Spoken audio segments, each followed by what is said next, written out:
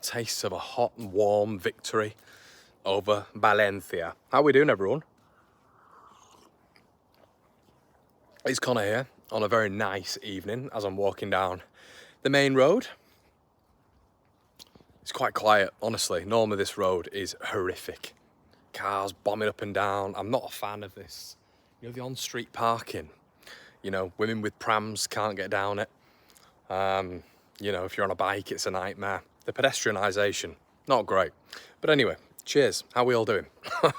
Make sure you like, comment, and subscribe on the channel, everybody. Please make sure you check out the watch along. Listen, if you've got a bit of time, go through it, have a little watch. Listen to my reactions. Believe it or not, during the watch alongs, we actually, sometimes it's more insightful than the match reaction because it's going on. We're picking up bits of gameplay, which is really interesting. And you guys comment and we react, we listen. And on real-time views right now, the watch along is on 17,000. So thank you so much for a pre-season friendly. It just shows that you guys are getting really up for it, and the engagement was amazing. I think we had 3,500, 4,000 of you in the building. So thank you so much. And it just proves that you're enjoying it, you know, or you will enjoy it. Let me just sort my barnet out. There we go, that'll do, won't it? Getting a bit of texture back there, everybody. But yeah, we're here talking about Somerville, and he's completed his move to West Ham United. But there's a few bits of problems of which I think it's good to talk about. Now, we didn't know this tonight, and we didn't know this today at all, but Leeds United have just announced.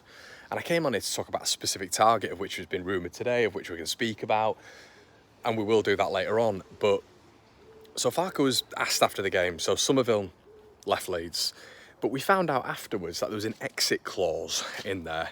Now, this dope Victor Rutter has done it again and again and again with these loan clauses, but the exit clauses, we know Archie Gray renegotiated his, but there wasn't a renegotiation with Somerville's. So apparently a clause was met, which was how Leeds United announced it on social media. So it feels like if it was 25, or if we're looking at the specific detail of how much Leeds actually lost him for, did we want to lose him for that much? Were the 49ers right in what they were saying? Or, you know, the publication of Leeds, the value on him was sort of 40 million, but there was one of these stupid clauses that, you know, you turn around normally and say, well, do you know what? Why didn't we know about that? But these things seem to come out for whatever reason later on down the line. And do I blame the 49ers for that? I don't know. Did they stay true to the word? It feels like it. They didn't want to sell him. That's the rhetoric that we're reading today. And the clause was met. And reading between the lines, everybody, would they have put that even in his exit social media post? They just wouldn't. Now, working in social media myself, and like I have done, it was a very poignant message. A clause has been met, because normally you just advertise it, him leaving, and go, yeah, good luck to Somerville, blah blah blah. But they made that clear that a clause had been met, an exit clause, and everybody's really confused because this wasn't reported by journalists, this wasn't reported by people in the know, even from the other side. When it came to West Ham, there was no exit clause. We didn't know anything about that. So this is completely new information. So after today, we've seen a nearly world-class performance, in my opinion, from Jorginho Rutter, with a world-class finish, world-class technical ability through the game, and a true top performance. And we keep seeing this in pre-season now. I think it's pretty obvious that scouts are at most football games. I don't think we're naive to that. But this has it's posed the question a little bit to me. Has he got a clause in his contract? When Victor Rutter signed him for 35 million, is there a clause in that contract that, if met, Leeds would have to sell? Because have just been made aware, essentially, that from Wembley onwards, Somerville has had an exit clause in his contract of which we had no idea. So what's going on with Rutter? What's going on with Nonto? Does Nonto have that in his contract? Is there sort of negotiation to be had where there could be some wiggle room? Now, I think the important thing to say with someone like Rutter is he is, and look, Summerville was unbelievable, of course he was, but how much Rutter and how the vertical build-up is completely through him, and you can see it in the central spaces even today and throughout pre-season.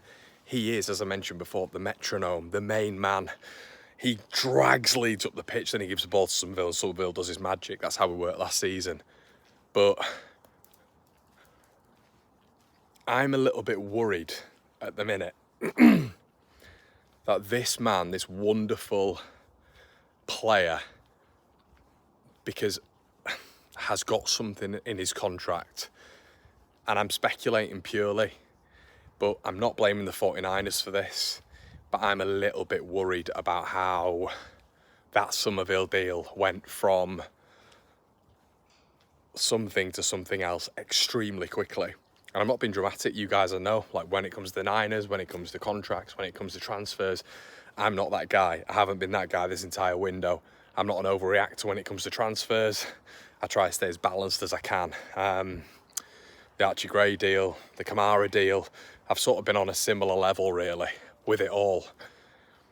This one is, for me, the Somerville deal that just came out the exit clause, because we were going to speak about Bobby Clark today. We were going to speak about Bobby Clark. Leeds been interested with him, the Liverpool young lad. Obviously, famous son of Lee Clark, ex-footballer, ex-Huddersfield Town manager, ex-Birmingham manager. And we're going to come on here and talk about that. And we're going to talk about the replacement that Leeds are looking at. And then you sort of read from the press conference afterwards that Leeds also won't be looking to replace Somerville.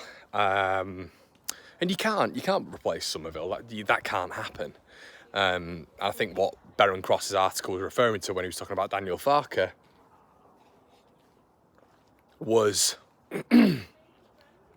Farke was essentially saying that they can't replace him directly, and maybe that was lost in translation because you can't replace him directly. It's Crysensi or Somerville, but potentially there's something. Don't know. There's just the beauty of it is, when things are in-house, we have no idea. And I think that's what we're feeling right now when it comes to Leeds United. It's good and I'm happy with it, but it also does make you a little bit nervy because we knew nothing of an exit clause. None of us knew anything of an exit clause that was put in and was active from Wembley. Nobody knew that. I think the conversation and the discussion would have been very different if we'd have known that. We'd have probably been a little bit more accepting that a club is going to meet that because it's Crysensi Somerville and it's a low fee of 25. But I just worry now with Rutter in particular because he's so important now to Leeds and has always been important to Leeds. But you can get runners off Rutter, but you don't get another Rutter. You don't get him at this level. He is exceptional at what he does. Even today, mesmeric against a La Liga side. He just ran the show. None of the Valencia players did. The Leeds players stood strong, of course they did, and they were very good in parts. But the man was Rutter. And the man in pre-season has been Rutter, as has Joseph, of course. He's come to the fore. Nonto's been very good. But the main man in this side, the man who, if you took him out, Leeds would look like a completely different side, in my opinion. I'm worried about it a little bit now. And I have to say, it's not because I'm overreacting to this. I promise you, it's not because I'm overreacting. It's because these things are just coming out a little bit later on. Obviously we didn't know with Archie Gray. I wasn't panicking or anything like that, but a lot of details seeped out after the transfer had happened. Farke essentially saying just after, Farke was saying just after that they're not going to find a direct replacement for Somerville. Fine, but they kind of referenced the fee a lot.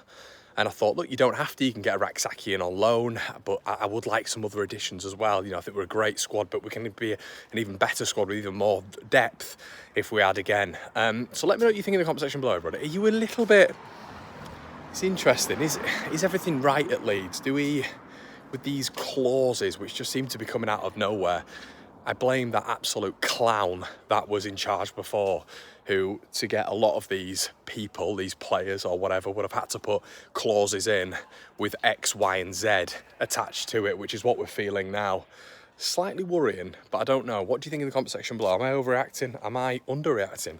Let me know, everybody. Like, comment, subscribe, check the videos out before. Head on over to the Patreon. I'll see you in a bit.